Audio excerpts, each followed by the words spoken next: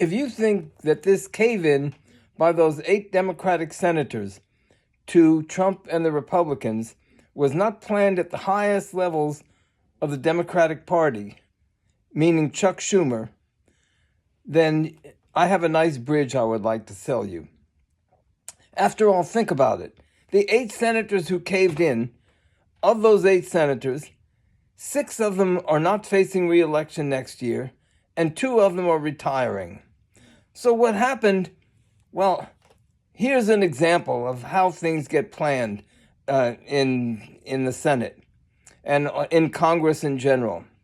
Back in 1992, when Bill Clinton was pushing NAFTA through, and that was highly unpopular with organized labor, and a lot of Congress members were Democrats were very reluctant to vote for it because of the pressure they were feeling.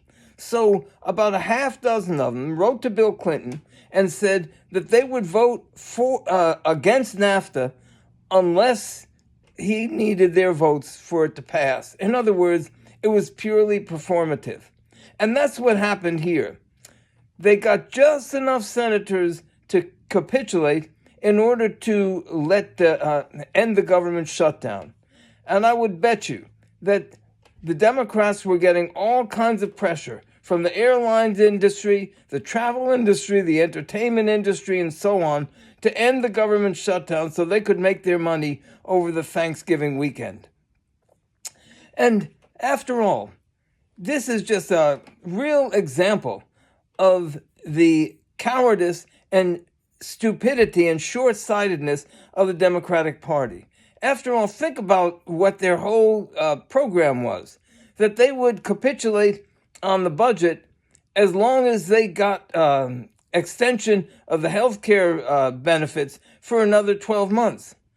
But you couldn't think of a strategy that was stupider than that, because in other words, what they were going to do was avoid the sharp rises in healthcare premiums just at the time that the midterm elections are coming up, just at the time that the voters back home would be feeling the results of the big, beautiful bill and the Republicans' entire approach. So there couldn't be anything more stupid than that. But so what they should have done was had a program not just on healthcare, not just on SNAP, but the whole 9 yards of what workers need in this country. But of course, since they are under the pressure of since they represent corporate America, they couldn't do that. So they had to have this stupid, limited strategy.